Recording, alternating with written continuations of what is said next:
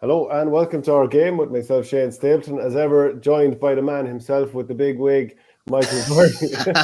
It's getting there. It's getting there. A reminder to folks, can you please do consider joining on Patreon, patreon.com/OurGame. Help the channel grow. £5 a month and you get the audio podcasts to pay at the band.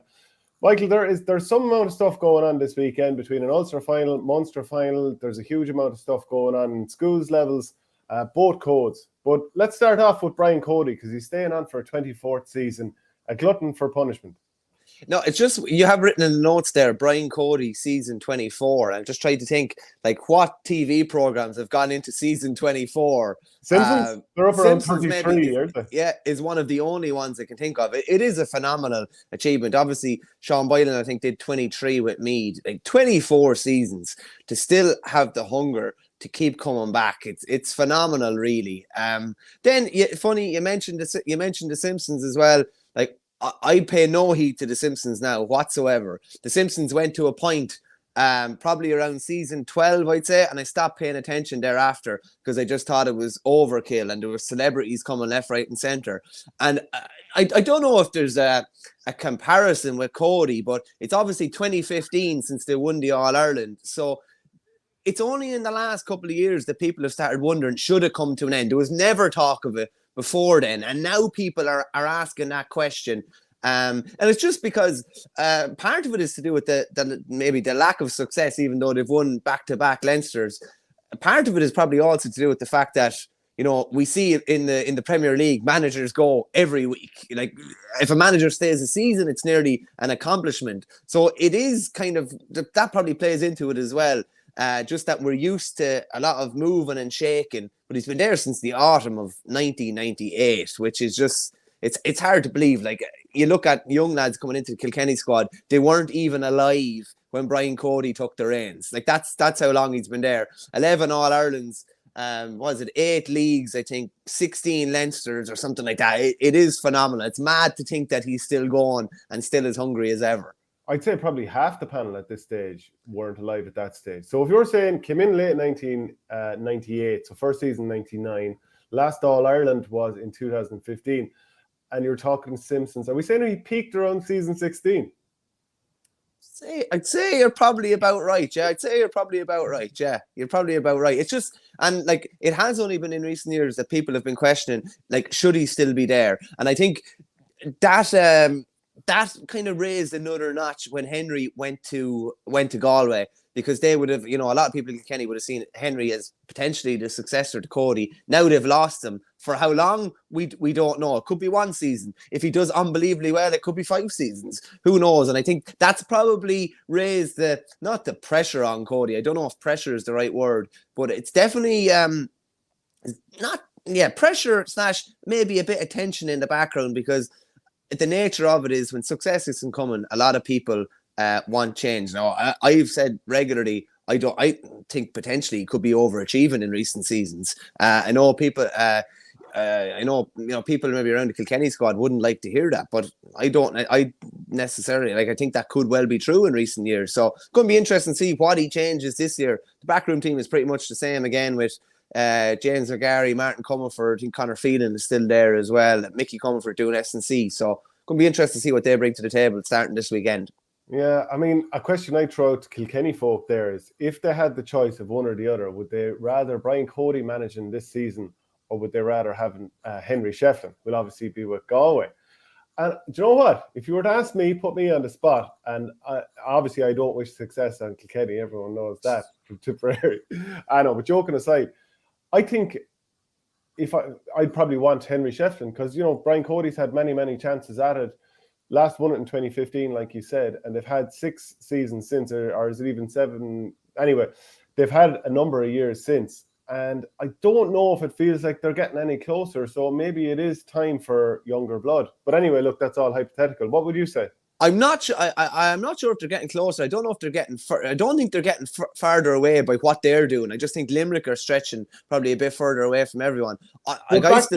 Back like we rated last year that all Munster teams are ahead of all Leinster teams. That wasn't the case in 2015, which would suggest that other teams have all gone ahead of them.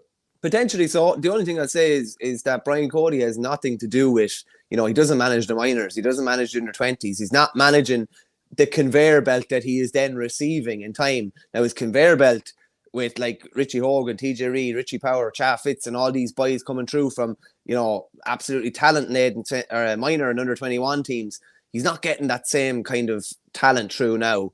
And I think that's why probably a lot of hopes are hanging on maybe Owen Cody probably over the next decade, I'd say, because he does look like the one marquee forward potentially that they have produced in that time. Yeah, so Kilkenny are up against Laois this weekend in Callan. And interestingly, Richie Hogan, Wally Walsh, who's 30. I think Richie Hogan is probably 32 now, maybe. 33. Conor Fogarty, 31. Killian Buckley, 29, which is still quite a young man. I think it's more so mentioned because of the amount of injuries he's had in the last couple of years. But they're all staying on. And would you see it as a last dance for many of these lads? I would have thought so, Shane. I thought maybe there could have been a couple of more. There might have been a couple of more retirements. And first things first, fair play to them. The easy thing would be to walk away. Brian Griffin is just writing a comment there. I sat near you in Nolan Park a couple of years ago and could have sworn I heard you purring. Very good. Come on, that's related to you anyway. No doubt. But I do think it's interesting. Like if you look at Richie Hogan's only competitive appearance for Kilkenny last year was at half-time of extra time against Cork. Had they been beaten in normal time, which it looked like they would be, he would not have featured for Kilkenny last year at all. And I know there was injuries and kind of mitigating circumstances in there. Walter Walsh has essentially been an impact sub, probably from the Waterford All-Ireland semi-final in 2020 onwards, kind of an impact sub nearly all of last year. Killian Buckley, probably the same. Again, with Richie Hogan, there's back injuries, like serious back injuries in there. With Killian Buckley, there's serious knee injuries in there as well. And Conor Fogarty hadn't started a championship game last year until the All-Ireland semi-final against Cork, which I would actually rank as probably his best game ever for Kilkenny. I thought he was absolutely defiant that day. I thought he was outstanding. He played every minute and was brilliant that day. But it definitely looks like Cody is, I wouldn't say phasing them out, but it definitely looks like he's looking at younger players first. So it's probably a big statement from the four guys that they're staying on. And it's funny, like what's regarded as success for those four lads staying on? Is it getting back on the starting team for 2022? Is it winning an All-Ireland in 2022? I'm not sure. And history would suggest that when Brian Cody makes up his mind on certain players, he doesn't change it. I don't know if he's ever, like, he called back in Mark Bergen after dropping him a few years back. Same with Willie O'Dwyer. But like, as regards players who fell out of favour coming into their early 30s and like got back in his favour, I'm not really sure if it's happened. So the path that other players have taken would suggest it's going to be hard for the four of them to break through. And if anything, that makes it all the more admirable that they're staying on. It's tough to break into a team when you're in your 30s, especially when you've been out of it for the last couple of years. So I think, like, I'd be interested to know, if you're inside Richie Hogan's head, does he believe that he can get back into the starting team again this year when, like you said, he only came on during extra time? If that game had to end at full time, he would have been an unused sub in a game where their backs were to the wall and they needed to win. And there was a lot of annoyance in Kilkenny over that, an awful lot of annoyance. Like, the game was there to be won, and like, people were just calling for him to come on. Everybody wanted him on. So that kind of adds to it as well. And if you're in your 30s and you're sitting on the bench, you're not a happy bunny like the way you might have been when you were 21 or 22, when, the manager won't be like thinking, does this lad have the legs to go? Is he up to the intensity level? Has his body given up on him or whatever?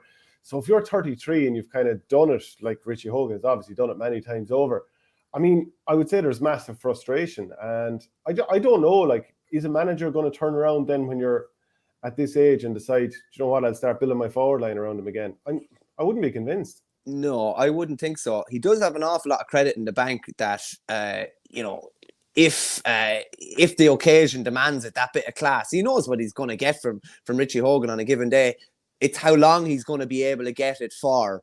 And it's, if I start him, will his back hold up? Will his legs hold up? And that's the thing. And listen, I've been in that situation, particularly in recent years with injuries, where you literally don't know from day to day, from week to week. Like Richie has crippling back problems. He's it's a miracle nearly what he's doing to even be still playing county hurling. But he obviously thinks he still has an awful lot to offer.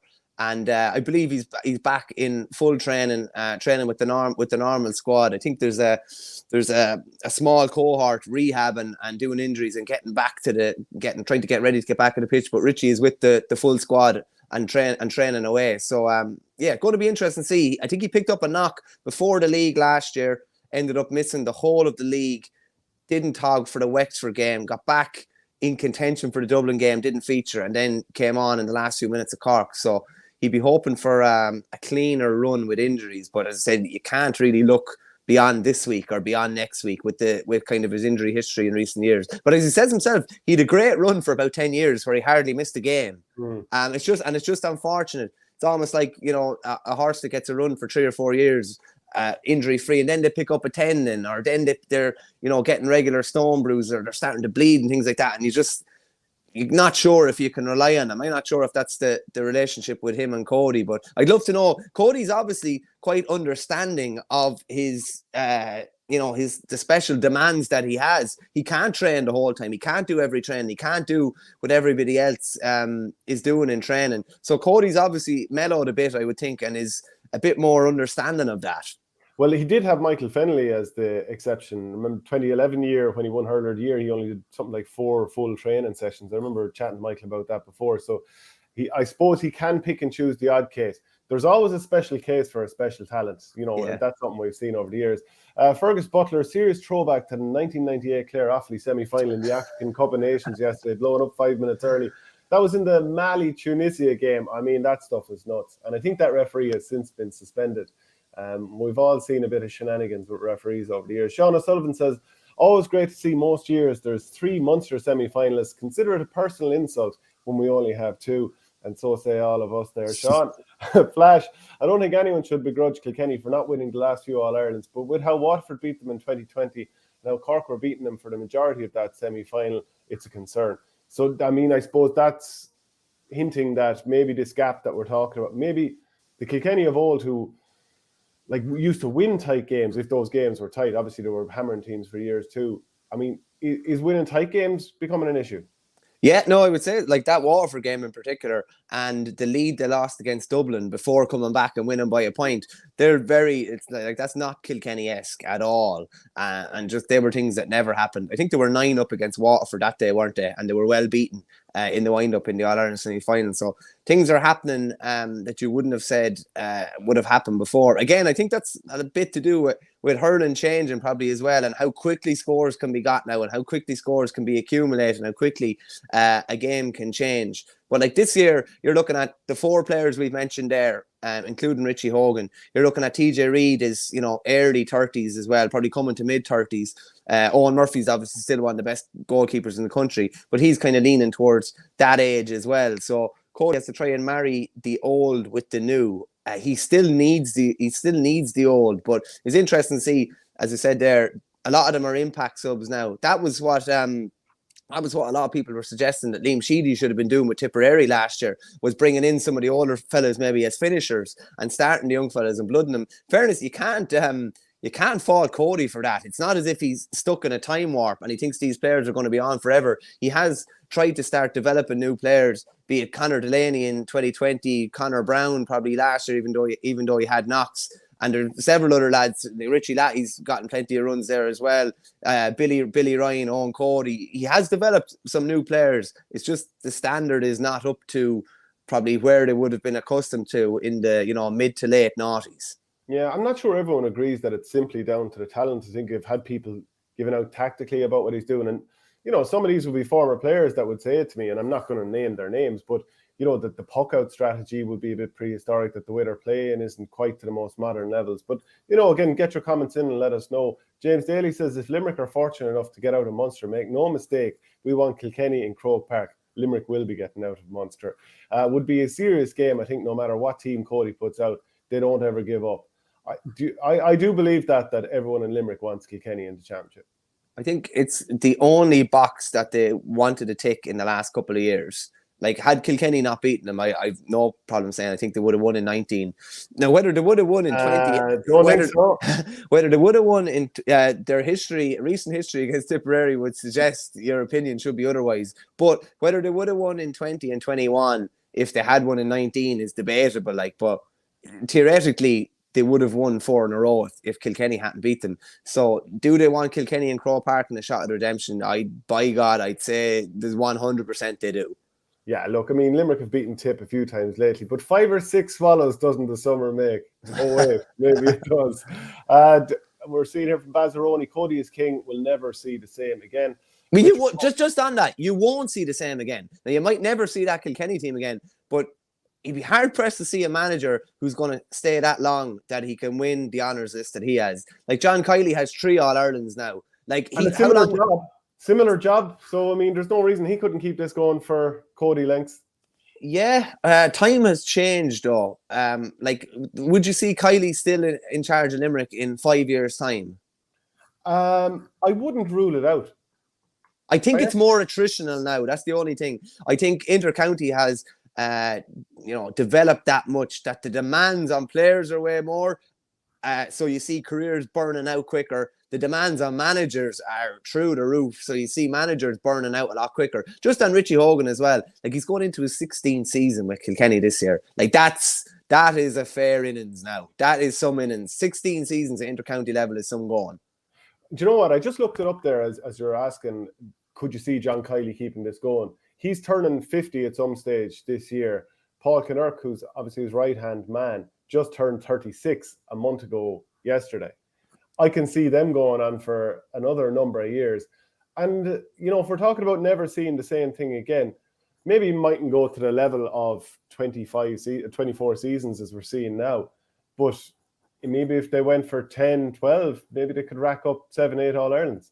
They could, yeah. No, well, that's potential. Like, and you look at the squad that they have and the age profile in Limerick squad, and even just need to find a couple of players every year to bolster that squad. And it looks like the recent underage history would suggest that they're going to get those players. Colin Coughlin, Robbie Hanley's going to come into the squad a bit more. Cottle O'Neill. Yeah. Adam English. They're going to have those players over the next while. So, but it does require an awful lot of hunger and an awful lot of effort from a manager's point of view. Players can switch off somewhat.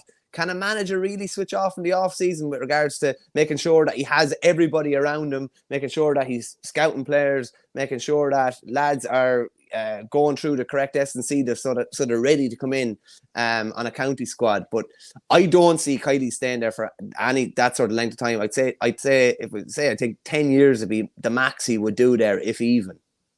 Yeah, I could see him there. Which would tally up with what you're saying. I could see him there for another 4 or 5 seasons. Richard Hogan, which is not Richie Hogan, but it's Richard. I think Fogarty might have a bit more to offer. Conor Fogarty, I'm sure he means. Wally Walsh had a good club campaign with Tuller, which might help him. Richie appears to be defiant. The problem is that can he keep that back right? James Daly adds, I have huge respect for Kilkenny hurling and have been to many a county final there, but that golden generation of a team can never be replicated, in my opinion. They were special. But I'd also add in that the level that the opposition were at during those eras, it was a county team against a lot of ragtag club-like operations at that stage. I think they were miles ahead before they even stepped onto the field. Is that a bit similar with Limerick at the moment? And that's not to say that other county teams are ragtag or anything like that, but it's all relative, really, isn't it? Yeah, I do think you're looking at a special Limerick team in what is not a special inter-county era, I would think. And I'd say the same is probably similar with Kilkenny. And is A. Sully 180, I think your buddy, is he understanding because the depth is not there anymore and he has to be understanding? That's Cody and with the older players. And he does have, you have to change your ways. Like, he would have probably cut a lot of players loose before. Lads that, for any maybe indiscretion or even, playing poor games or anything like that they had the quality available there. It doesn't have that now. So he probably has had to change his ways in that respect. You can't just, it's not like, that you're down in Kerry and you can just, Kerry football, and you can just cut who you like and there'll be another lad to come in. That was the case in Kilkenny, but I don't think it's the case now. We'll talk about this a little bit more later on, but a comment in for Conor Heaney. Mark Keane staying in Ballygiblin and with the Cork hurlers. Well, footballers, I would have thought. William O'Donoghue looking forward to getting the show on the road again, says Bredo O'Dwyer. And Richard Hogan with another comment. Richie Lahey appears not to have made the grade. Conor Delaney was a bit unlucky last year, just back from injury, and having to mark Jack O'Connor was a big ask. Especially that was bizarre. Well, Croke Park on a fine day against a lad with that speed, that was tough. That was bizarre. No, I think that was a crazy call, I have to say. He just didn't have he didn't have the work done to be thrown into that sort of situation. On one of their other forwards, maybe, but someone like Jack O'Connor, who, if you don't get to the ball first and you're not totally on point, you're in big bother. Yeah, and Bazzaroni is saying, always belittling Kilkenny's past success. They could only beat whoever they came up against. I mean, I'm not saying that they weren't brilliant in that era, but are we saying that the level of the opposition that year was particularly brilliant? Even in, like, let's say Tipperary 2016, was the level of the opposition that good that year? Tipperary battered most teams that they came across that year. So for the same reason, I'd say the level of the Tip were great that year, but the level of the opposition was not as strong as it should be. Yeah, I don't think we're belittling Kilkenny's success. I think, but you do look back at it and think, like, until Tipperary came along in 2009, did they have really big opposition? In fairness, probably they did in 2006 when they stopped Cork going for 3 in a row. But thereafter, a Limerick side that didn't do anything else, like we beat them the year after in the qualifiers. And then in 2008, obviously they beat, a very good Waterford side, but albeit an aging Waterford side who had probably peaked about 4 or 5 years before that. Then the year after, Tipperary came along. They probably got, 2 to 3 All-Irelands in there, without facing, unbelievably good opposition, shall we say. Yeah, Trounsbeeler says, if Cork had not gone on strike, would Kilkenny have won the 4 in a row? Cork had their measure back then before they imploded. Yeah, well, I don't know. Was some of that Cork team that had done so well in the previous generation, were they going to be as strong in the year of 2007, 8, 9? I don't know. I mean, some of those Cork great players were probably not quite as good as they would have been. But, it's a fair question all the same. So let's look at some of the other games that are in the Walsh Cup this weekend. Kilkenny against Laois. Again, with a lot of these matches going on at the moment, it's hard to know because how it's going to go because, teams are going to be short so many players. We're also going to see Offaly up against Antrim. And Dublin Galway, I think, is interesting for virtue of it's another opportunity to see what Henry Shefflin is going to do this year. But again, it's always interesting to see Matty Kenny against his home county. No, definitely. Just a quick one, Shane. Mark Keane has actually departed Collingwood. Just got a link sent to me there. And he's going to be, like, that means, I don't know, I thought there was something, maybe a slight bit amiss, but the fact that he was let play for Ballygiblin the last day. So it looks like he's left Collingwood, according to Maurice Brosnan on the Examiner here. And he lined out for Ballygiblin last weekend. He was due to return to Australia this week for pre-season, but instead opted to stay. He had 1 year left on his current contract. So interesting to see. He'll be in demand by the footballers, definitely, but potentially could be in demand by the hurlers now as well. You just don't know. So, he's 21. The world is his oyster, probably at either code. I haven't seen enough of him at hurling to know whether he'd slip in at county level, but it's a big call for him to make.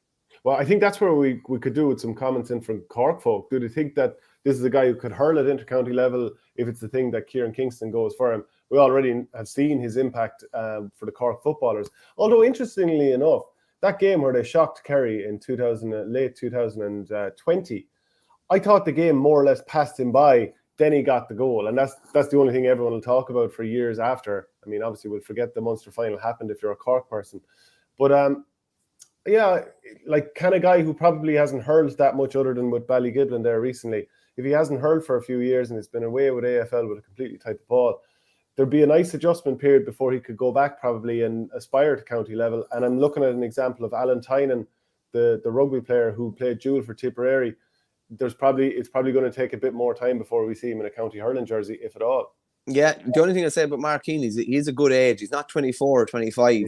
21, he hasn't missed out on that much hurling. He would have been playing club hurling up until a couple of years ago. Conor Heaney says he's playing hurling with Cork for UCC tomorrow. Brilliant, okay. Like would definitely be, like, I don't know if the Ballygiblin crowd would be too happy with that. So I don't know how has he managed to get in on a college course there? Or maybe he was studying from afar or distance learning or something. Cork against UCC. The Cork hurlers, right? Okay, yeah. Well, listen, it's watch this space, I'd say then. In that case, Yeah, we're going live here, so we've got a bit of an information deficit. So keep the comments coming in if anyone's got a bit more information. Sean O'Sullivan says Offaly Antrim could be a great game. Both sides will think they can win and will take skin, hair and nails to make it happen. So let's talk about that. Offaly Antrim and Dublin Galway in the Walsh Cup. You know, the way Offaly performed against Galway last week, I think losing by 2 goals, there's obviously going to be positives out of that. Would you like to see, you'd obviously like to see a victory against Antrim here, a team that, you know, Offaly are moving back up the ranks and they're going to be in Joe McDonagh this season as well as Antrim. So it'd be nice to lay down a marker here.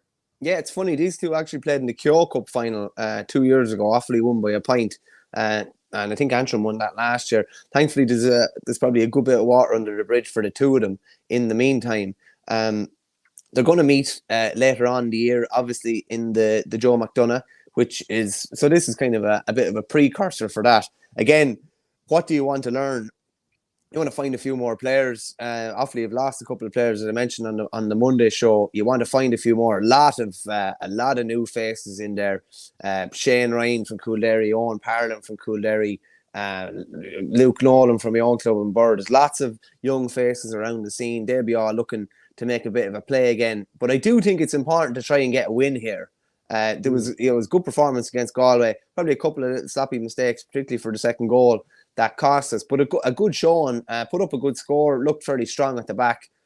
So I think to be very, very keen to get a result this weekend, while also trying to, like, it's a difficult balancing act for Michael Fennelly. You have a good handful of lads that are going to be in around Fitzgibbon Cup squads. You want to try and get a result and kind of keep winning and keep the momentum of last year. You also want to try and balance the game time that lads are getting between Fitzgibbon and Ryan Cup and their county, and making sure they're not burnt out, making sure they're not injured, and then essentially useless to you throughout a league campaign. So it is a difficult balancing act for managers to try and get results and try and keep players fit and get them plenty of game time, but not kind of overburden them as well. And from an Antrim point of view, I'm sure Darren Gleeson will just be, looking for a win, looking to try and hit the ground running this year, like they did last year, to be fair, and just maybe not let any potential of a rot set in where there's a hangover from last year that they got relegated back to the Joe McDonagh, and it can't be seen as a step backwards. They need to step up again and keep their levels high. Yeah, Michael Meany is saying, I'm sure he's talking about Mark Keane here. He played for Cork against Kilmallock in a challenge game, apparently. Canon O'Brien Cup is on against UCC. He'd be on the Cork side. Jared Pickering Jr. says, up the Saffrons. It's definitely not an Antrim name anyway. You'd have to say that, Jared Pickering Jr. It's more of an NFL name. And Jack Gallagher says, Desi Hutchinson is a prime example of how a player can come from a sport that isn't slightly similar to hurling and can bounce back and be a top player in the country, even at county level. The only thing is, I would say, having watched him in the past couple of years, that I think his hurling can get a little bit tighter, as in the touch can get a little bit sharper. And I think that's because he's been away for a while. He very clearly is a very talented hurler. Don't get me wrong. I'm not questioning his skill set, but I'm just saying I think there's more sharpness to come the more he plays. So I think his trajectory can keep going up. So I hope that comes across as like, it's not saying that he can't do it. It's just that it's probably going to take a little bit more time to see the very best of it. I think, if anything, it's a compliment to him. He's playing that well, and I would agree with you. He can get even better. The touch can tighten up. The touch can tighten up even to the extent where you're just not giving Sean Finn an opportunity to get a flick in or spoil you or anything like that. And I have to say, like, they've marked each other, I think 3 times now, because they marked each other in last year's league, I think, as well. And obviously, more than 3 times. Must be 3 or 4 times now at this stage. And Finn has had the upper hand. But, like, imagine if they play next year and Hutchinson has, turned the screw a bit. Imagine what lads around him will think as well. If, like, this lad's getting the better of a 4-time All-Star who has troubled him in recent years. And the comparison I make is, like Noel Connors, to me, always had the upper hand on Patrick Horgan at the start of their careers for 4 or 5 years. And then I don't know if it was Horgan's mental game developed or what. Horgan then kind of got the upper hand on anybody who was marking, to me, against Waterford. So it'd be interesting to see if Desi Hutchinson, now having played 2 years inter-county, and he's going to be coming into this year's inter-county season on an absolute crest of a wave, It'd be interesting to see if he can, even if he broke even with Sean Finn, it would be, that would be a big thing, or is able to turn him over, is able to get, a couple of points off him. And I know that one of the viewers said there, Sean Finn fears no man. I'm sure he doesn't. I don't know if Desi Hutchinson fears anyone as well, but that's a really interesting duel that we can look forward to for the next probably 5 or 6 years. You keep talking about the upper hand there, and I can't help but think of Hot Shots Part 2, a film from around 1990. Charlie Sheen, yeah. Yeah. And one of the stupid comments from the commandant or something like that was, the upper hand is on the other foot. And I always loved that quote. But somebody made the point on Twitter to us the other day about Desi Hutchinson struggling against Sean Finn. But I replied to them saying that, well, I mean, he's in a team that the last couple of times that they've played, they've been beaten by double digits. And Limerick are very good at protecting the backline and very good at making sure you don't hit quality ball into space. So it's not like Sean Finn's brilliant, but it's not like a fair fight either at the same time, is it? I'd agree with you, yeah. The space he has to operate in is very, very minimal because Declan Hannon is sitting back, because Kyle Hayes is dropping back, because Dermot Burns is dropping back. What you said about the touches, I do think is very interesting. And these are only like little small things, but if the touch is a little bit slicker, just doesn't give maybe Hannon that half second to get back and to have it as a 2-on-1. If he has it in his hand, he could be gone. Like, as fast as Sean Finn is he going to be able to stay with Desi Hutchinson if Desi Hutchinson is staring him in the eyes and able to actually take him on? But how many times has he been allowed to get in that situation? Apart from the time he flicked it over Finn's head, I don't remember him getting a ball where he was actually facing Sean Finn and there was the prospect of take him on here, go at the goal. Limerick haven't allowed that opportunity to arise yet. So like, there's going to have to be. It's one thing saying Desi Hutchinson is going to be a better player this year, and it'll be maybe a fairer fight against Sean Finn, but Waterford are probably going to have to improve all over the field to make sure that it's a fairer fight, to make sure that the ball going in is better, to make sure that the ball going in is in more space, to make sure that they're dragging the halfbacks up the pitch, to make sure that they're pulling Dan Morrissey away from the square and making it maybe a bit more of an honest fight. Because a lot of the time the ball going into Hutchinson at county level, particularly against Limerick, and this is every county against Limerick, it's a 50-50, it's a 40-60 maybe even, in favour of the back. Because they've kind of just squeezed you that much out the pitch and put that much pressure on you. I'm seeing a question here from Richard Hogan. Verney, could somebody like Shane O'Toole-Green come into the Offaly reckoning? Shane O'Toole-Green is gone in with the footballers. He was the under-20 football goalie last year. So they definitely have 3 football goalies in on the squad at the moment. Ian Duffy, Paddy Dunnican and Shane O'Toole. If he was going to come in on the hurling squad, I'd say he'd probably need a couple of years. He played for Shamrocks this year and was promising, but in the county final he was definitely shut down against Burr in the intermediate final. So he's the sort of lad who'd be, if he was going in the hurling squad, would be probably more as a project player over a 2 to 3 year period. Whereas with football, he's an under 20 All Ireland winner. Like, he's there kind of front and centre. He has already shown that he has probably a lot of skills to cope at inter-county football level, whereas with hurling, I think it would take a good bit more effort. Sean O'Sullivan says, can never hear Darren Gleeson without my brain adding, he's from Portrue. Damn you two Johnnies. What about, we can't not talk about a certain voice note that has appeared this week from, St. Barry's of Tyrone and Roscommon. It really was brilliant stuff, wasn't it? And he obviously didn't intend for it to get out there. It got out there. And then I saw a follow-up voice note where he's after getting a couple of the players back for this year. So, but it's mean in a way, but at the same time, we've had some crack with it because it doesn't seem like anyone's upset. No, and somebody put it to someone put it to the Any Given Sunday Al Pacino speech as well. I saw a video going around, and it actually works brilliantly in tandem. And just at the end of, I think your man's name is Hagen in it, because I think he calls himself Hagen. Are you mad, Hagen, taking over the Barrys or whatever? But at the end of it, where he's saying, on the Barrys, and all at the end of the Any Given Sunday speech, and they all just start shouting and roaring like because they're getting ready to go out for the game or whatever. But I knocked some crack out of it. I thought it was absolutely hilarious, and it's funny, particularly men probably from the age of 45 upwards who aren't that au fait with WhatsApp and maybe aren't that familiar with what can actually happen when you leave a voice note. Like, I'd always be very wary when you leave a voice note now. If it's any sort of news or anything like that, I'd be like, do not send this to anybody else or I'll kill you. You'd Is nearly there a way say now it. where you can send a voice note and it only works once? Because you know the way you can do pictures that disappear after one go.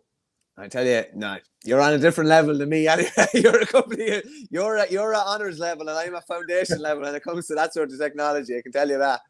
But you know, St. Barry's, they lost all 3 group games last year heavily. But they avoided a relegation playoff because no club's first team is allowed all the way down in Junior B. So Hagan really does have a job in his hands. And I believe he's gotten the likes of Kieran Casserly back, David Keane. And these would have been lads who played at different groups. My own brother, my own brother Ronan, is it? Yeah, something like that. It's brilliant stuff. I like how they've done it on Twitter as well. Like, they're actually embracing it now. And there's a last man standing competition, and the first 2 or 3 lines of it are basically trying to get people to support the competition. And then the last line is it. I've been knocked out in round 1 in the last 3 years. I'm not promising I'm going to win, but I tell you what, I'm going along something way this year. Choice language in the middle of it, but hopefully he keeps the job anyway, because I'd say there'll never be more interest in the Roscommon Junior Football Championship than there will be this year. Yeah, sure. I was even talking to Roscommon man today, and he says the plum tie this year is to be drawn away to St. Barry's in Tyrone. In Tyrone, yeah. The Leinster Club Intermediate Hurling Championship final is on Sunday at 1:00. But on Sunday also, the Kyo Cup round 1 sees Carlow play Kildare. Now, why is that relevant? Because Tom Mullally is over both Naas and he's over Carlow. So he has a 1 p.m. throw in Newbridge, and then he has to be in Dr. Cullen Park for 4:00. And it's a 40-minute spin. I feel it's doable, but let's say they win the Leinster Intermediate final against Oilgate Glenbrine. Is he going to want to leave straight away to go to a Kyo Cup round 1 game, or will maybe his selectors take over? But either way, it's just more of this sort of thing where, is he going to have burnout? You know the way players have to juggle different teams. Poor old Tom has himself in quite a pickle on Sunday. Yeah, it's tough going now, in fairness. And it's one thing saying it's 40 minutes, that it's doable. It's more the emotion of it all. Like, if they win a Leinster final, like, you could get lost in the pitch for an hour after, I'd say. Just soaking it all in with players, soaking it all in with everybody. Similarly, if you lose, you could get lost in a dressing room for an hour, just, drowning your sorrows, absolutely bawling your eyes out, just at the fact that, the journey is over, and we didn't win a Leinster. We're not going into an All-Ireland Club semi-final. So definitely going to be a difficult juggling act for him. But I'd imagine he will be in both places. I'd be surprised if he isn't. And he would be used to kind of double jobbing down through the years. So maybe, I'm sure he'll have someone ready to take the warm-up down in Dr. Cullen, and then he might be able to slip in by the start. But it's an interesting Leinster final. You obviously have, an ace side that are, backbone in the county team. Jack Sheridan, Brian Byrne, James Burke, Simon Lacey, and more. And then they're coming up against Oilgate Glenbrine, who'll probably be led by the Rex. And I think Podge Dorn is Oilgate Glenbrine as well. But the fact that Tom Mullally is managing Carlow then against Kildare, I think, is kind of comical as well. But that will definitely be a seriously depleted Kildare squad, because the vast majority of their starting team would be Naas players. I think there was a thing going around last year where 5 of the 6 starting forwards were Naas. But definitely a busy afternoon for Tom Mullally. And I would hazard a guess to say that if they get a win in the first one, they'll get a win in the second one. I think they'll be winning the second one. It's just the Leinster Club final that's kind of probably about a 50-50 game, I'd say. I'd imagine David Herty would want to get a win with against Carlow. But, if he is depleted those players, after relegation last year in the championship, he will be mad for a win there. But do you think that Naas, when we talk about their game with Oilgate Glenbrine, the fact that they lost the Leinster football final last weekend, and let's be fair, they were beaten fairly comprehensively. They didn't even score in the second half. Is that going to take a little something out of them? Because, we've talked so much. I know they had Christmas as a break there. But we talked a lot about the likes of Lockmore having to play week on week on week and not ever even mentally being able to rest from the thought of the next game. Does that kind of bring them in here, and they're probably a little bit worn out even from last weekend? There's only 2 starters, I think, James Burke and Brian Byrne. So it's probably a good thing for the club that they've got a lot of different players. In that they'll be mad to, they were in 2 Leinster finals. Obviously, the club would have hoped they'd win the 2 of them. This is kind of the last shot at it now. I'm sure they'll be trying to redeem the effort of the footballers and try and bring back a Leinster title. But no, I don't think it'll make too much of a difference. And even to the two lads, Burke and Byrne, they were playing week on week. Basically, from when the club championship started last year, they were playing football, hurling, and the whole way through Leinster, and playing some Saturdays and Sundays. So I don't think it'll be too big of a deal. Very tough game to call. I haven't seen much of Oilgate Glenbrien, unfortunately. But from what the few bits I have seen in Naas were impressive, and the few bits I've seen of a lot of the Naas lads playing in the Ring Cup final in 2020 and that, I'd probably be just siding with Naas. I'm sure Limerick will want to keep their dominance going in Munster. I mean, whether it's the Munster Hurling League or whether it's the Munster Championship itself or the All-Ireland, they seem to be the team that's really, really happy to just collect as many titles as possible. They would have been expecting to play Tipperary this weekend. I think their own website listing that fixture before the Kerry result had been announced, or even whenever it went up, even after, that kind of suggested as much. So Kerry are going into this probably to some degree on a hiding to nothing. It was supposed to be Friday night. It's now going to be on Sunday. Would you fear for Kerry in this game, or do you think, hey, maybe another shock is on? I don't think there's a shock on anyway. I'd be amazed if there was a shock on.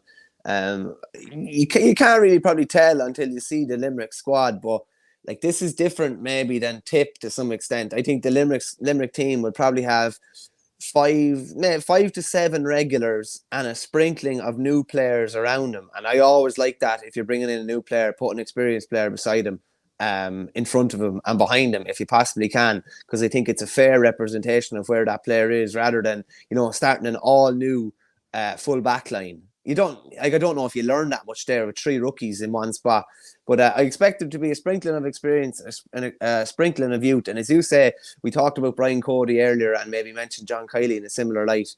They both want to win every trophy they contest. And it's just, if Limerick get the opportunity to get one up on you, they'll take it. And I'd expect them to be winning by probably, a minimum 7 to 8 on Sunday, to be honest. I'd like to see the team first, but they don't really do complacency. They don't do that lackadaisical kind of attitude. And even Will O'Donoghue talking during the week they don't seem to even, want to contemplate the idea of complacency entering their heads, and they just bat it away. And this is an opportunity for young players to get into the best team in the country. So I expect them to be hungry. Yeah, before we talk Clare Waterford, just a couple of comments in on games we've talked about already. Harburn 6 says, Shane Reck is out for Oilgate. I'm pretty sure he didn't play the other Leinster games. Seamus Casey is flying for Oilgate. I wonder, is he in the forwards, or, we've seen him in the goals for Wexford last year. So let us know on that one, Harburn. Richard Hogan, the game in Newbridge will be a big help for Naas. Winnable game for them. Don't think it'll be a problem for Tom Mullally. If it is, just ask Ken Hogan. Yeah. Like, if Naas can beat Glenmore and beat them, I don't think the game was ever massively in doubt. There's no reason that just because it's a Kildare team that you would make a Wexford team a favourite. I mean, that's why I think Naas will see this one out. Yeah, I'm the same. I'd have Naas as favourites. To me, like, by beating Glenmore and beating them comprehensively, they probably beat the All-Ireland favourites, really. History would suggest at junior and intermediate level that Kilkenny teams coming out of Kilkenny are, favourites for the All-Ireland, and they've won the All-Ireland more often than not. So, no, I don't see any reason why they shouldn't be favourites. And, especially if Shane Reck is out, don't see too much reason why they shouldn't back it up. I think it'd be a tight game, but I expect Naas to come through, especially with home advantage. Will Buff attend this game? Great question. That's the $1 million question. Like, do people out there have seen that, he put up that it was a disgrace, what was on the website, where it was listed as Limerick and Tip instead of Limerick and Kerry, in error, obviously. And then he got a bit of jip from some Limerick supporters. So now the question is, will Buff Egan face them down in Limerick? Do you know what? I think he should. I don't even doubt whether he should or not, but I guarantee you he will. I can guarantee he will. Unless he's stopped at the gate, he will be there 100%. He's had a bit of aggro with Limerick supporters before as well. I know Buff likes his wrestling as well. So he like anywhere in 31 counties, Buff is the face. He's the one that people love. In Limerick, he's the heel. He's the bad guy. He'll definitely embrace it, maybe to a couple of boos as he's walking into the stand, and he'll absolutely love it. The villains, as he calls them, says A. Sully, 180. So Keane Lynch, he had a bit of success this week with NUIG as they won the Division 1 League final, against DCU with NUIG. We're going to talk a little bit about the third level in a while. So let us know who you think is doing well at the moment, any interesting plotline or storyline you've seen. We'll talk about Clare against Waterford now. That's also it's both counties' first match this season in competitive action. I don't think anyone cares too much really who wins the game. Like, nobody will get unduly concerned if they lose this game. But Peter Duggan is back, and Shane O'Donnell, I presume, will be back as well in a very short space of time, if not this weekend. Like, those are the couple of things that we'll be really looking out for in a game like this. Yeah, big time. Getting Duggan back is huge. Especially Tony Kelly's going to be out till at least the middle of the league, probably the latter stages of the league, with the surgery that he got on his ankle after that incident against Waterford in 2020. So they probably need someone to pick up the fall. Duggan will definitely help do that. Like, he's not Tony Kelly, but he's an exceptional forward in his own right. He was obviously top scorer in the 2018 championship. Remember that absolutely unbelievable score against Galway in the All-Ireland semi-final, where he just had no right, just absolutely defiant and putting over the bar. He's been gone for 2 years now. If it had extended into a third year, you would have been worried about whether he was going to be back at all and whether he'd be able to get back to the levels he was at. He's 28. Sure, he's been looking after himself. I think he was down in Perth for a couple of years. It's going to take him a while to acclimatise to inter-county hurling again, but it's great to have him back. And, like, at the end of the day, he's 6'4". He's big, strong, athletic, really skillful hurler as well. Like, he's a massive boost for them. And it's just another string to their bow in the attack. Shane O'Donnell, I definitely don't think he'll be playing this weekend. I think he's only been eased back in to pre-season in the last couple of weeks. And I think he's even away. I think he could be away skiing even this week. I think I saw somewhere online. So I don't see him featuring this weekend. I probably don't see him featuring in the early rounds of the league. I think he'll be eased back into it after his concussion. Shane O'Morey's not involved this year. So just to be his second year out of the fold, I think he has a gym down below in Clare, down below in 6 Mile Bridge. So whether he'll be back playing for Clare again is unsure, but having Duggan back on board is huge. Yeah, Brian Lohan this week was talking about the Saffron and Blue plan for Clare GA, strategic review to try and build that positive future. So, but still, he's very much worried about the present. This is Liam Cahill's first time out in a competitive game. Assuming you look at the pre-season competitions as competitive games, but for him, it's probably just no harm. Get out there, get a few games played. Face the questions that he's inevitably going to get about, not taking the Tipperary job. I know he's answered them already on WLRFM, but he's still going to be asked again. So I'd say he'll be just looking forward to nearly getting that done and dusted, boxed off, and move on. Yeah, same as kind of Henry last weekend with the questions about Joe Canning, even though he probably brought it up himself. You just like to probably nip that in the bud straight away and just move on. He's going to be without the Ballygunner players for, I would reckon, for the next probably 6 weeks, I'd say, and he's going to miss them in the early stages of the league. So again, there's another chance for him to look at more players, for him to look at maybe Mikey Kiley a bit more, a couple of eyes in defence. I know you were chatting to Early Daly ahead of the Fitzgibbon starting as well. He's another guy that will probably get plenty of time to shine in the league too. So, to me, they are the second best team in the country. You're looking this year at what are they going to do differently. And particularly, you don't know until they play Limerick, but what way they'll have to approach Limerick differently when they come up against them as well. And it's just going to be interesting to see if we learn any little nuggets or not. I don't think we're going to learn too much this weekend, but throughout the league, we might learn a little more about them. Yeah. And Richard Hogan says, if Naas come through Leinster, would expect Naas v Kilmiley All-Ireland intermediate final. That would be great for hurling. Jack Gallagher asked, which Limerick defender would be the most exciting matchup for Duggan? Kyle Hayes' run could maybe cause Duggan problems. I think that would cause absolutely anyone problems.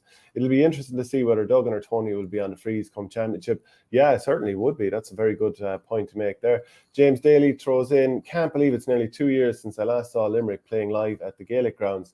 Looking forward to seeing our young lads on Sunday. Actually excited by seeing Shane Conway in action. And he was brilliant against Tipperary last weekend. He normally is. So if he can go out and perform well in that game, there's pretty much nowhere that Shane Conway can't perform well, even though it is a pre-season competition, but you'd expect he's going to be very, very much up against it. There's a website out there it's a good way to both win prizes and also actually to win stuff for your club as well. So Win for Club and You you can see it there at the moment, running a competition, buy a raffle ticket for Man United against Liverpool. And the package includes venue open 3 hours prior to kickoff, complimentary match day program, reception drinks, 3-course meal, and match tickets for the Anfield Road stand. There's also a €350 flight voucher as well. So if you enter that competition, you can win both a prize for yourself and also for the club. So a reminder, we're also brought to you by we're also available on patreon.com/OurGame if you want to get the audio podcasts. Very good way to support the channel. It's just a $5 a month and ensure that the channel stays going on into the future. So we'll jump on. The Conor McGurk Cup is on this weekend. So that's going to be UUJ Jordanstown against Donegal and also Down against Louth. Actually, you had Fulham Gaels on to you looking for a shout-out, didn't you? Yeah, Ronan Walsh, who's from Gracefield, would have went to UL with him back in the day in college, and he just we didn't mention it on Monday's show. There was that much going on. But Fulham Gaels had a massive upset in the UK last week when they beat the Ulster champions Crave Rua after penalties. And they play Mark Keane's Ballygiblin next week in what will be seen as a fairly novel All-Ireland semi-final, because Fulham Gaels wouldn't have been expected to be there. So that's going to be an interesting game. And there's a place in Croke Park up for grabs in that.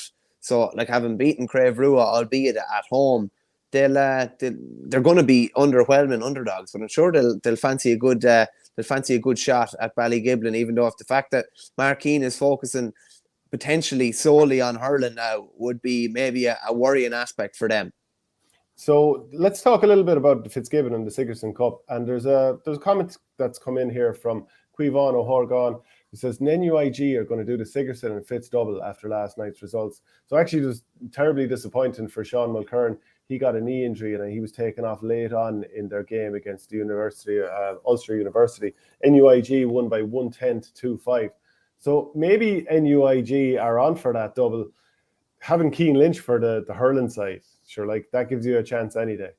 Yeah, it's funny. And all the pictures I'm seeing of even when they won the league semi-final, when they won the league final last night, the team picture after, a couple of players a picture together with Lynch, and he still has the helmet on. He's the only one. He's I don't know. He's different. He's different on the pitch. He's different off the pitch. But he's remember he did an interview around Christmas time, and he said the only 2 times he had togged out between Patrick Swell being beaten in the county final and Christmas was 2 games for NUIG. And I'd say I'm sure he's doing a bit of training with them now and doing a bit of training with Limerick as well. But he's some like that is some asset to a college side. Like NUIG already have loads of underage talent in Galway, loads of All-Ireland minor winners. They have the All-Ireland minor winning manager as well, and Jeffrey Linsky over them. So like by having someone like Lynch, usually there wouldn't have been traditionally, I can't remember too many Limerick lads playing with NUIG. So it's a massive asset for them to get him. Yeah, Pewell74 says Harty Cup quarterfinals over the last week and no Cork team in the semi-finals. One school from the other Big Four hurling counties. Is Cork underage as strong as we think? So, I mean, sometimes with schools, this thing can be deceptive because in Kilkenny, a huge amount of the best players go and play in the one school. So I know the CBS have been there a little bit in the last few years as well, getting the finals and so on. But sometimes there's a concentration of the very best players going into one school. So you might have a school that's performing really well, but that isn't always reflective of the strength of the team at that age group. Sorry, the county at that age group in a wider sense. Well, to me, you'd prefer to have 6 or 7 schools that are all competitive rather than 1 or 2 that are really competitive, but have the concentration of hurlers going there, if you know what I mean. So I don't think you necessarily need to be in the last 4 of these competitions to be doing well. You would prefer if your talent was spread out all over different schools and they're all getting to a good level, rather than what happens in Kieran's a lot of the time is, yeah, they have a massive concentration of players going in there. All like the majority of the best players are going there. Probably taking hurling from a good few other lads as well, but massive numbers at senior level too. So that's not necessarily a good thing. Just as well on, like, I was at the Sigerson Cup the other night, and even just watching a bit of David Clifford in UL, like, there's so much to see now during the week with midweek GA. Obviously, there's O'Byrne Cup and Dr. McKenna, and there's McGrath Cup as well during the week, and I was down in Temple Toohey last night. But the Sigerson and Fitzgibbon Cup matches over the next couple of weeks, an absolute, like, if you keep a close eye on the fixtures, I only realised that there was a game in Maynooth the other night. It's only 15 minutes from where I'm based. who did I get to see? Like Rob Finnerty, Jack Bryant, the under-20 player of the year last year, Red Oak Murphy from Sligo. Like you're literally seeing some of the best emerging talent in the country, and it's so informative as well of who are going to be the next kind of inter-county stars. And I definitely would encourage any viewers of that just to keep a close eye on. There's probably games not that far away from you, and to keep a close eye on it, because just the standards unreal. Like imagine tipping down to UL on a Tuesday night and seeing David Clifford, who could well go down as the greatest player in the history of the GAA over the course of the next decade. Like that's not inconceivable. So like you pay a $5 or a $10 to go in and see him on a Tuesday night, or pay a $5 or a $10 to watch him doing his thing on a stream. You could spend an hour a worse way during the week, I tell you that. Certainly could. And you could go and look at preseason games and what have you, but they're not really competitive in the true sense of the word. Whereas if you're playing with your college team, some players obviously care more than others, but in general, these players are playing to win. So it's that bit more competitive. And like you say, there are some of the best players in the game playing in these. So yeah, I agree with you on that point. But you were down, as you said, down in Moyne Temple and you watched Kerry play against Tipperary. Very one-sided game, 123 to 5 points. But I have to say, before talking to the management, it must have stuck out, like Tony Brosnan and Jack Savage, having already played with MTU Kerry earlier that day, that they were then out and brought on against Tipperary later that day. To me, I was like, that shouldn't be happening. And the first thing I asked you, because you had the match program, is how many players did Kerry name on their panel last night? And I think you said it was 23. So to me, you have 23 players. Unless you've run out of players to use and lads have got injured in the warm-up, they should be the last two players that you look at. Yeah, I'd be honest with you. It wasn't something that stood out that much to me at the time, because there were subs coming on left, right, and centre. There were scores going over. Trying to file a report for online straight away after the game, so it wasn't something that hit me straight away. It was something I kind of thought about a bit more after. Tony Brosnan and Jack Savage both came on near the end, so they were after helping what used to be called IT Tralee. I think it's MTU Kerry. These far-fangled college names now that you just can't keep up with. But they beat UCC, knocked UCD out of Sigerson yesterday. Tony Brosnan, I think, actually went off for a stage with a knock and came back on. And Jack Savage both played and were both hugely influential. I think Darren Minot got injured in the same game. But they then made the 400-kilometre round trip from Tralee to Templetooey to tug out for Kerry that night. And listen, we don't know the surroundings of it, whether they were asked to play or whether they volunteered, as Jack O'Connor says, to play. But the thing, they were there anyway and they tugged out. It's not exactly, you probably wouldn't think it's the best thing in the world if you're looking to give an example of player welfare.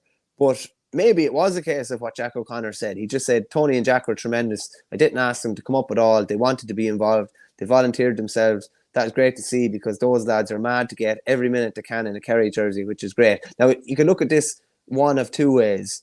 It could have been seen as, like, they might have been given the option, or would it be a runner or whatever. And it's very hard to say no to a manager if that was the case. Now, have they earned serious brownie points with Jack O'Connor if that was the case? Even if it wasn't the case and they weren't asked and they did volunteer, they probably have earned serious brownie points, I would say. Because if they weren't there, they would have had 21 players togging out, a lot of which played the previous week against Limerick, could have the potential for lads picking up knocks or whatever. They've definitely done their case for Kerry no harm, but it's a mad kind of scenario where, you know, you're playing technically two competitive games in the one day and throwing a two-hour drive on horrible back roads in the middle of it as well. Like, I mean, how do brownie points manifest themselves? Like, Jack O'Connor is still going to pick the very best players, or the player that he considers the best when it comes to championship. Like, Jack Savage and Tony Brosnan aren't going to be thrown into championship action just because they happen to come up for a challenge match in the depths of winter. And I'm not saying this about Jack O'Connor per se, but like, players need to be protected from themselves. If you've got ambitions to play for the county, you're going to probably put your body on the line a little bit more than you should have. Like, the manager needs to just intervene here and say, you know what, it's not ideal. I'm playing in preseason competition.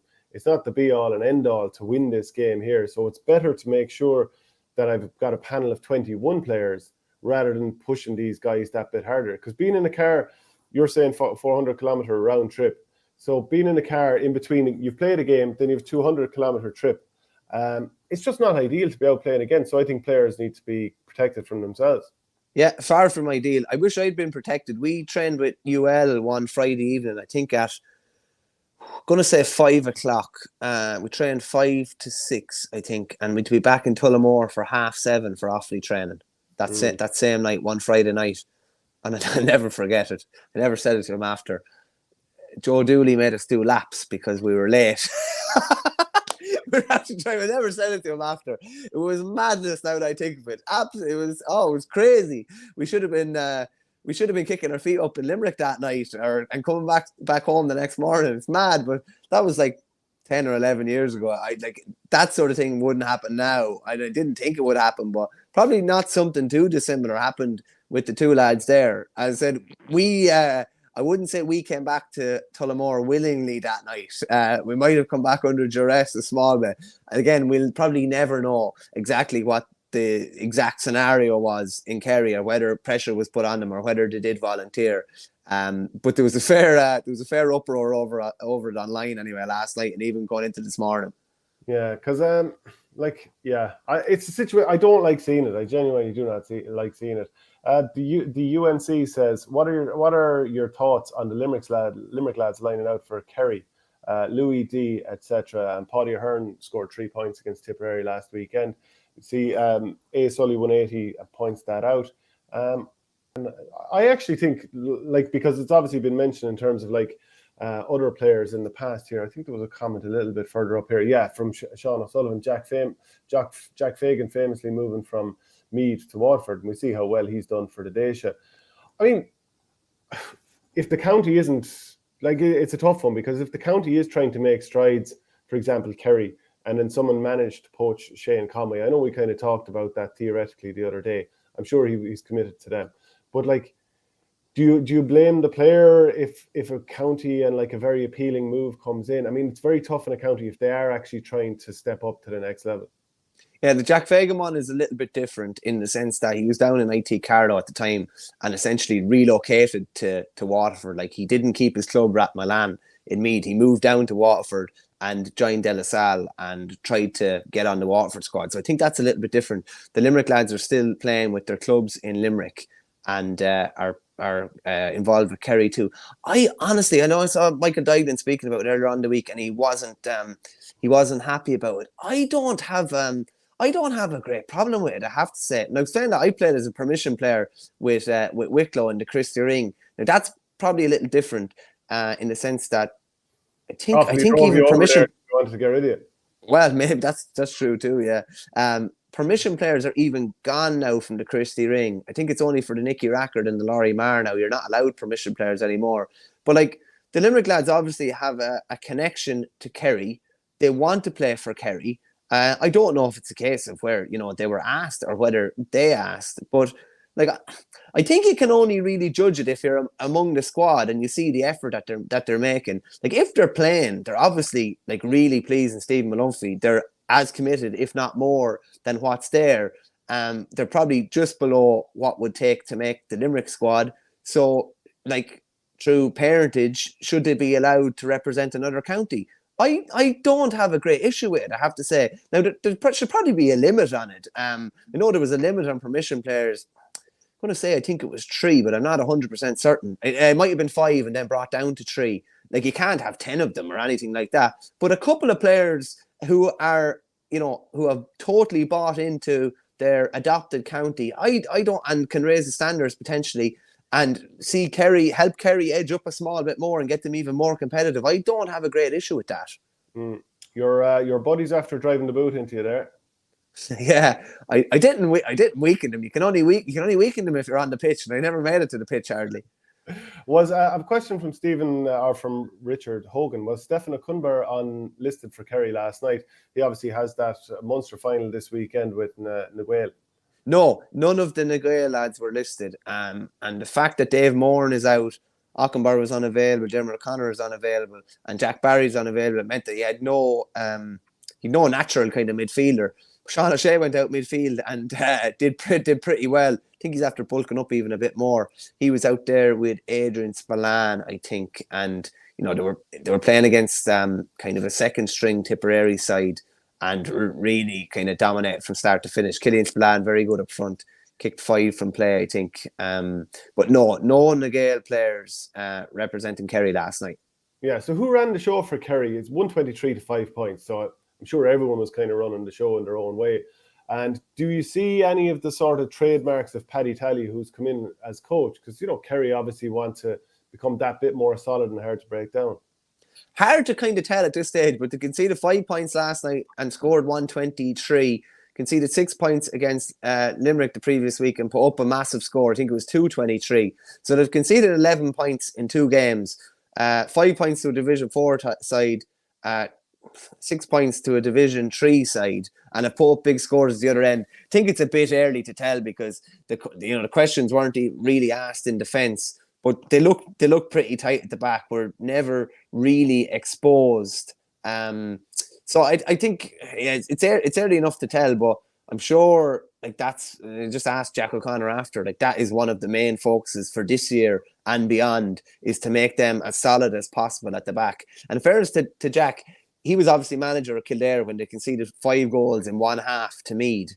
And then I think they conceded 2 goals in the whole of 2021 League and Championship for Kildare. So he's not averse to learning a lesson and putting a serious defensive structure in place. And that's one thing that Kerry need badly. We know they have the attackers from probably 10 up. They have as good as is in the country. It's just further back that you'd be worried about.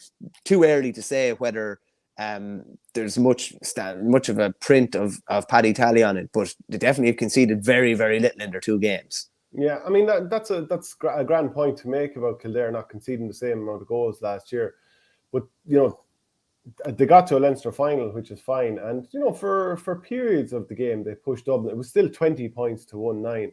So it's grand saying we'll tighten up the defence. But does that mean that you're any more expressive in the forward line? And have you therefore found that balance? And I mean, that's going to be one of the big things for him this year, because Kerry, I always looked at them and I thought, when it comes down to it, in that dogfight, I don't think the steel is quite there, which is why I didn't think that I think I predicted that Tyrone would beat them last year. I just didn't quite think the steel was there, and I didn't care who they met in the final. I didn't think they'd have the steel for it either. So that's what I'm wondering. Is there any little signs of change in that respect, that you might see a bit more grit to them, but probably hard to judge against a very weakened Tipperary? Hard to judge. In fairness, the most intense tackling I've seen all year was from DCU the other night against Maynooth. I had genuinely never seen the like of the swarm tackling they were doing, and just how physically aggressive they were. And I obviously watched a county match last night, and Kerry were fine defensively, but I couldn't get over DCU the other night. Now they're big physical lads, as I said, man, Red Oak Murphy, Rob Finnerty, and a few more. But Jesus, they were just in on top of them. And if you had the ball and you were managed to get away with it, I'd say you were in trouble for the next 10 or 15 seconds, just recovering from how kind of fierce the tackling was. So I know Paddy Christie is over them, and he's actually involved with Tipperary, funnily enough, as well. But that was the most intense tackling I've seen up close and personal in a long time. Did I see much of that from Kerry last night? Not really, but they were on the front foot nearly for the whole game and attacked in waves. And without David Clifford and plenty more, they were still able to clock an absolute monstrous score. So the jury is still going to be out on defensively whether they improved. And when will you really know? Croke Park, really, yeah, probably. Against the Dubs, against Mayo, and against Tyrone, you won't really know till then. But they'll be trying to hone it and fine tune it between now and then. Yeah, the McGrath Cup final, Kerry and Cork, that's been put back a week because of the hectic fixture schedule. A game that will go ahead that involves teams from both the Kingdom and the Rebel County is the Munster Club final this weekend, Austin Stacks and St. Finbarrs. And you know what, before, there's a couple of interviews that you'll be able to find on ourgame.ie there, with Dylan Casey, who's the fullback and captain for Stacks, and also Alan O'Connor of St. Finbarrs. One of them is up already and one is about to go up. I just can't remember off the top of my head. But isn't it interesting that both of these teams had to get through penalty shootouts to get to this stage? Now they cruised through their Munster semi-finals. St. Finbarrs beat Aero Guinness 2-14 to 12 points, and Austin Stacks beat Newcastle West 115 to 8 points. But they both had to go through penalty shootouts in their semi-finals to get here, which is kind of an interesting quirk. Yeah, it is definitely, yeah. Like, it's up until recently, like, obviously you never would have heard of this at all. And it's amazing once you get through something like that, which is probably a test of character and a massive test, probably mentally as well. You probably have a belief that you can nearly get through anything at that stage. Now, this is a very kind of tough game to call, really. I have to say, going into it, the Stacks just tend to, like, the majority of the time, they just kind of do enough. Now, I have to say, probably one of their best performances so far was the last day against Aero Guinness, because I thought that would be potentially tricky for them. Or sorry, that was it was the Bars that played Ennis, was it? It was the Bears against Ennis, yeah, and Newcastle West. They got through Newcastle West and got through them. That was probably one of their more impressive games along the way. Generally, just before that, they've been doing enough. They don't, like, the Stars obviously leading the line in the attack, but they don't have a load of forwards that are going to, absolutely shoot the lights out with 1-4 or 1-5 from play. But they kind of just ground you down, get the better of you in an arm wrestle in this sort of 14-11, 14-10, this type of a game. And it's going to be really interesting to see if they can do that to the Bars at the weekend. I haven't seen too much of either of these, but, like, one of them's going to be in the last four after the weekend. We talked about Pearse has been maybe underrated or not getting the credit that they deserve. One of these are going to be in the last four and 2 games away from winning All-Ireland. And probably neither of us would have predicted that at the start of the year. Would you have thought the Stacks were going to come out, Kerry? Probably not. Would you have just expected maybe Nemo to get the job done in Kerry again? You probably would have had. So, again, this football championship is kind of throwing up opportunities for everyone. And it's a massive opportunity for whoever takes this one at the weekend. Yeah, and I'm starting to lean towards the Bars, because the more I analyse what happened with Stacks, they got through a county semi-final with a penalty shootout, and that's fine. That's a flip of a coin either way, and the fact that they got there, great. That was against St. Brendan's Board. Then the county final, they beat Kerrin's O'Reilly team that didn't have that. I think, was it David Moore had to go off injured early, and was Tommy Walsh not available for that game? But there was definite injury issues there for Kerrin's O'Reilly's. But they did beat Newcastle West pretty well, and Brendan O'Sullivan scored 1-2. Kieran Donaghy got 2. One of them was a mark, and obviously that's going to be another feature. Again, can you get the ball into him for marks? Because, no matter what age you get to, I think a player that's always been good in the air will always stay good in the air, especially if you can give the right ball in. So there's just a quick one on that. How much easier did that make it for Donaghy to stay on when that rule came in? Like, his club manager must have been just like, listen, Kieran, they've made a rule for you here. Will you just stay on for another couple of years? And then Darragh O'Brien, he scored 8 points the last day, and 5 of those were for frees.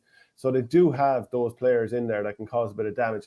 The other side of it, though, and look, Finbarr, they also came through a penalty shootout. Last year, they lost the county semi-final on penalties against Castlehaven. This year, they go and win it. So they have that experience of tight games against a really strong team. And I'm not saying that Stacks don't, because they played Kenmare and East Kerry earlier in the championship, so they're well used to tough tasks.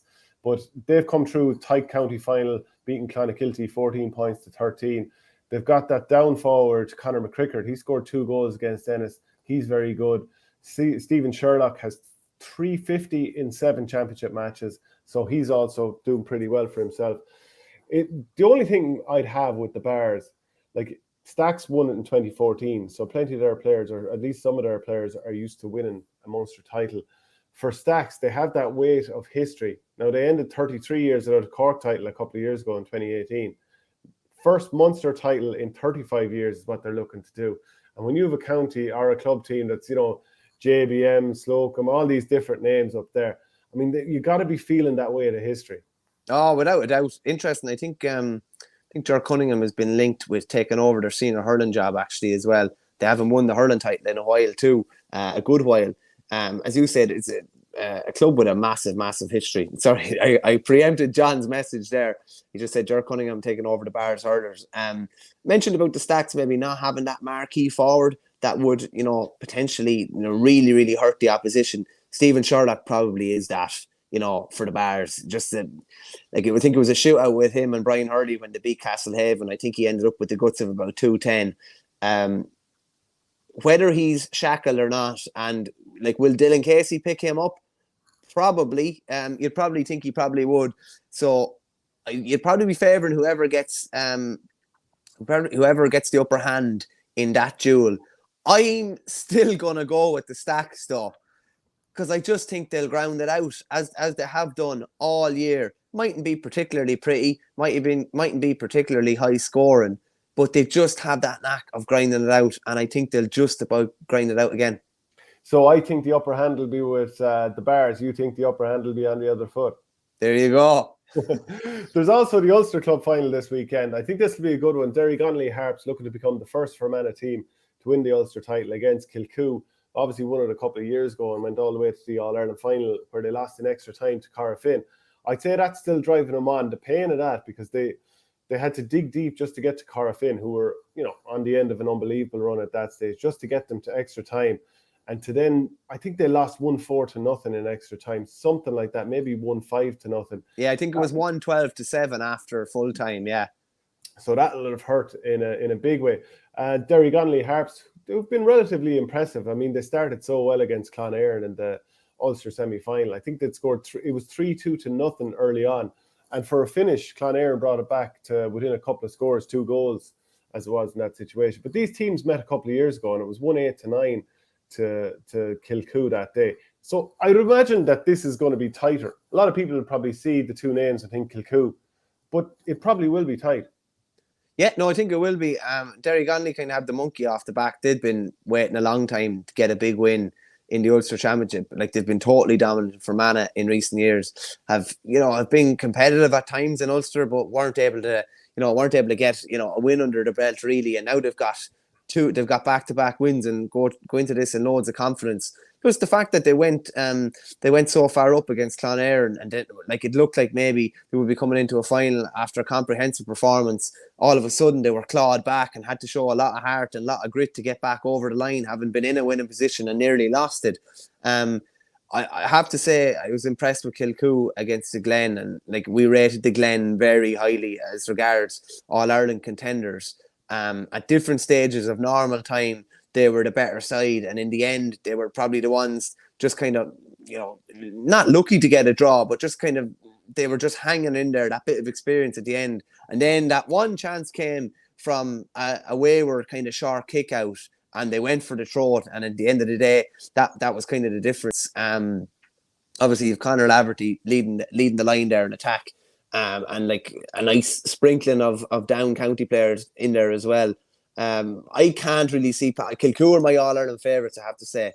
And I think they'll get the job done by 4 or 5 at the weekend. It might be tight for stages, but I just find they have all that kind of experience and know-how, and I'd say they're only dying to get back in around the All-Ireland stages again and try to make amends. And keep an eye out on the OurGame playlist for interviews with Jerome Johnson and Conal Jones, who's of Derry Gonley Harps. But Johnson, the way he's been playing for Kilcoo in the last few games, so the county final, they beat Byrne, very tight game there. Their 10th Frank O'Hare Cup in 11 years. He scored a goal there. Ramor United in the first round of the Ulster Championship, he scored 2-2. Scored that goal that you mentioned from that kick out in the game against the Glen. So 1 goal. He has 4 goals in his last 3 games. So he's going to be somebody that Derry Gonley will be looking to nail down, but easier said than done. Also, it's amazing when you get in a run of goals like that. I was only thinking about it again recently. What Callanan did in 2019 was a joke, really. To score a goal in every game at the championship, that's absolutely unheard of. But it's funny when you get in that and you get in that kind of momentum, and you see how many times does a striker in soccer go on a goal drought and then score in 5 games in a row. And Jerome Johnson is in that kind of vein of form at the moment, and he'll probably just think he's going to score a goal. Do you know what I mean? I'd say Callanan was in that space as well a couple of years ago. You're pushing an open door by bringing that up with me. You know that. So that final will be on this weekend. Also in the intermediate level, Miguel, we've already mentioned Stephen Okunbor, and he wasn't playing with Kerry last night. He'll be lining out against Corofin. And they have a great team with Stephen Okunbor, Diarmuid O'Connor and Jack Barry, all who you mentioned earlier. 6, 8 and 11. There you go. That, there's your spine straight away. That's not bad going at all. And we know that Kerry have 8 teams in the top tier. So this is the 9th team of Kerry. I would imagine they're fairly heavy favourites to win the All-Ireland. But Corofin will be strong for intermediate as well. This is Corofin of Clare. Jamie Malone is coming back to his best. You have the Cahill brothers there. So they will be strong. They're in good form, but I think most people will go with Na Gael. In the junior Munster football final, Niamh Gilla are against Ballina, and I think Ballina are going to be hurting with Willie Connors doing a double ankle fracture last weekend when he was lining out for the Tipperary hurlers. Stephen O'Brien is back for Ballina, but that is such a huge blow to lose somebody who was a county football panelist a few years ago. That's a tough blow, yeah. Obviously getting Stephen O'Brien back, who was sent off very early in one of their previous Munster games, to have him back is huge. I think he's captain as well. They obviously have Mikey Breen as well, who I'd love to see playing football, just even at club level, because as hurlers go, there aren't kind of many more. I don't know if you necessarily say he's a natural athlete, but he's like one of the fittest, strongest, fastest, most mobile hurlers there are. And I'd love to get a look at him in that game if there's highlights going around, but they're going to struggle. You would have Willie Connors would have been a nice foil for those two lads, and going to be very, very hard to. Kerry have won, similar to Kilkenny at junior and intermediate level in hurling. Kerry, like you think back to Temple No and many more who have won junior and intermediate All Ireland. So the loss of Willie Connors there probably tips the scale even a bit further in. Pronounce it there properly. Niamh Gilla, I would have thought. Niamh Gilla, yeah. Interesting. I like some of the Kerry names as well. I think Spa is a great name too. Spa, and then what's the other one? There's a few other good ones, like just Knocknagasha. Yeah, no, they're top class. And what is about? I've no time for Tipperary, but there's some great club names there, and there's some great ones down in Kerry also. You secretly love Tipperary, and don't you lie about that. Leinster Club football finals. There's a couple of Offaly teams here. I might just throw out the fixtures and then let you tell me how Offaly are going to continue their takeover.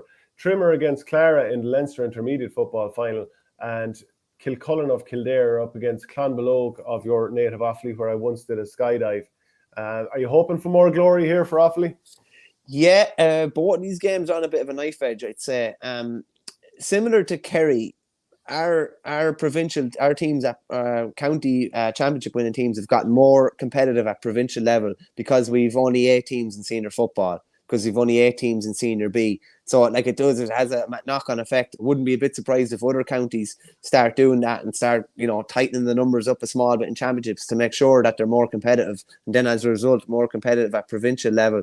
I would have fancied Clara going into this, but just a quick word on Thomas Deaton. He used to play with Offaly. He used to have a twin tower job with him and McNamee inside when they got to a Leinster final in, I think it was 2006. He had major kidney operation last week, and just like to give him a big shout out there. He won't be featuring at the weekend, but I think he said it was important to promote the importance of getting your health checked, particularly for men who are a bit can be a bit reluctant to do that. So just a word on him.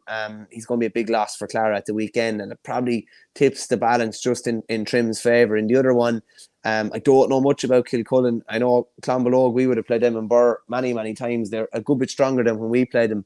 And Keith O'Neill, who was an under-20 All-Ireland winner with Offaly last year, he came off the bench, I think, in the second half and set up a goal, I think, for Jack Bryant, lightning pace. He'll be expected to do an awful lot of damage for them. I'd probably be favouring Kilcullen and Trim, funnily enough, in both those games, but there won't be much in them. Trying to make sure that the Offaly teams are in the long grass. Don't worry, we see you a mile out. They wrote us off. He wrote us off, one of our own.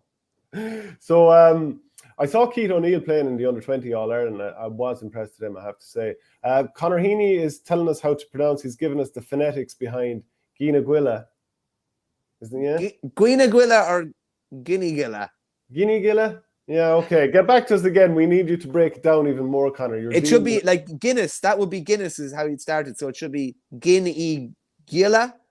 But Guinness has 2 N's. True, yeah, true. We're like 2 Americans here. And you were a teacher once, weren't you? I was. The Young says Shane Lowry country is Clara. Actually, Sean O'Sullivan is looking for any chance to drive a boot into me today, and I welcome it. Tipperary are great. Never seen a county more salty when you get the better of them. Thankfully, that's starting to happen more often. Big smiley face. Good man, Sean. Saw it in. The Connacht Club Intermediate Football Final is on this weekend at Pearse Stadium. St. Felix are against Naomh Anna. Then we'll look at go through some of the McKenna Cup Round 3 matches that are going to be on. Antrim against Donegal, Tyrone are against Armagh, and Fermanagh are against Derry. Did you see Rian O'Neill's soccer-style pass the other night for a goal they got? I did. Oh, like just beautiful. Again, just into his man's pad. I think Ray Gallagher was off the line because Cavan were trying to get an equalising score up the far end, and your man just kicked it into an empty net. But it was a beautiful, just a little side-foot pass. Yeah, Tyrone being against Armagh this weekend. I think Tyrone, they need to win this to continue their involvement in the McKenna Cup. But I'd say they'd love another game, Shane. Yeah, well, the main reason, I think they're only just back from holidays in America. And the main reason to bring them up is their team, which was pretty experimental the other night, lost 117 to 5 points. So that's all fine and well saying an experimental team. You know, last weekend we talked about Tipperary hurlers losing to Kerry, and it's, you know, it's fine, you're down a load of players, as were Kerry, but you still don't like losing a game like that. And I don't think Tyrone would have been too bothered if they had lost this game. But when you get absolutely hammered by 15 points or 17 points, I think that's when you do get a little bit concerned. Oh, definitely. Without yeah, they would have, Fergal Logan and Brian Dewar would have liked them to be, you know, an awful lot more competitive than they were. And it's one thing saying it's experimental, but again, this is like, you know, Limerick potentially playing Kerry this weekend. It's an experiment, but it's a chance. It's an opportunity for someone that was, chances are there's not going to be too many to start in 15 playing, but all these lads that maybe are, you know, disappointed they didn't get a run last year or were mad to get, you know, in on the extended squad and make something happen. You know, it doesn't look like they were able to make too much happen the other night. And funny, kind of saw a few pictures kind of floating around of when frustrations boiled over. Like, there's nothing like being brought back down to earth. The All-Ireland champions, you know, on the crest of a wave, all towards the end of last summer, and like going into the autumn campaign, even with your club and sticking the chest out, and then you come back and you play horrible like McKenna Cup second week in January. The other team is mad up to play the All-Ireland. You're probably shaking a team holiday off. I think they might have been in Florida. I'm not 100%. And you're just totally brought back down to earth, and it's like crushing back down to reality again.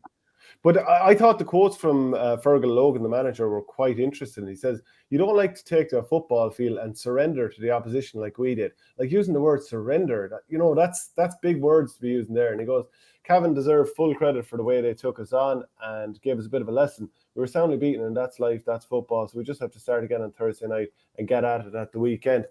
But like, using the word surrender, that is surely going to put a rocket up under a few players. Oh, I'd say so, yeah. And there's no doubting that Fergal Logan and Brian Dewar have they back the players to the hilt, and they have the backing of the players. So like, he can say that now. They're All-Ireland champions. It's their first game since they played the All-Ireland final. So he can say that. And like, they were absolutely destroyed, beaten 15 points, scored 5 points. Like, Tipperary scored 5 points last night against Kerry, and Tipperary are Division 4 and Kerry are Division 1 and serious All-Ireland contender. Whereas this is, you know, a Cavan side who are in Division 3, I think, and they're playing against the Division 1 side. All-Ireland champions, albeit, but like hockey, 117 to 5. Did Cavan get relegated again last year? Are they Division 4 too? I'm nearly certain they're in Division 4, and I'm just looking up here. They are, yeah. Yeah, I think it was, I've forgotten that actually. It was the Munster and Ulster champions from 2020 were both relegated last year. That's fairly stacked Division 4 for this year. But I think, you know, Fergal Logan probably he had every right to say what he said the other night, and it's not even looking for a reaction. They will get a reaction naturally anyway, because like, there's no doubt in the character of those Tyrone lads. They were probably a few, just a bit of an All-Ireland hangover and a holiday hangover that they needed to shake off, and I'm sure it'll be well and truly shaken off at this stage.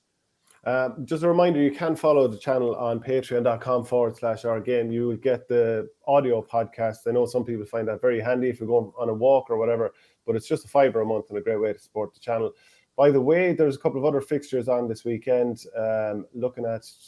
We'll start with Dublin. They're going to be up against Longford. Dublin are 2 from 2 already. They beat Louth pretty well during the week there. And they just 5 players, I think, were retained from last year's All-Ireland semi-final defeat to Mayo, which is probably what you'd expect. So it was David Byrne, John Small, Niall Scully, Brian Fenton, and Cormac Costello. They gave a lot of their younger players from the other 20 teams of the last couple of years a chance. Lee Gannon, he started again. Adam Rafter, Lorcan O'Dell, Mark Lavin, and Cameron McCormick. They all got a nice day out. Whereas for Louth, I mean, it's probably tough going for Mickey Hart. Was it your Offaly beat them there the other night? No, Longford came back to beat them. I think Longford scored 2-7 without reply to beat them the other night. Louth are playing Offaly on Saturday now. Offaly need to beat Louth and they need Longford to beat Dublin to go through to knockout stages, which is probably unlikely. But Offaly had a great win last night. And it's funny, sometimes you don't place much stock in a pre-season match, but Offaly were 15 points to 1-9 up against Longford last night in the Faithful Fields and ended up 2-12 to 15 points down going into injury time when Niall McNamee done a Houdini act again, having been very quiet and kicked a goal and a point, and Offaly won by a point. And you wouldn't normally place too much stock in that, but did a pretty experimental team out, were caught for players because they had a lot of lads playing Sigerson the previous night for Maynooth in particular and for DCU as well, and managed to get a result, which I do think it's reasonably significant, funny enough, because they were in a winning position, lost it, and then won it back. And under John Motton, while Offaly have made great progress, they probably lost a good few games that they had a good chance of winning at different stages. A couple of Kildare games in particular would spring to mind. So even though it's only O'Byrne Cup, I think that was a great win last night. And again, 36 years young, Niall McNamee just continues to do it. He's phenomenal. Made his debut. I was at the game against Laois. I think he was 17 at the time. I think he's still not too sure if he had another year of minor, but it was 2003, I think. He made his debut in a Leinster championship match against Laois, and he's still going strong in 2022.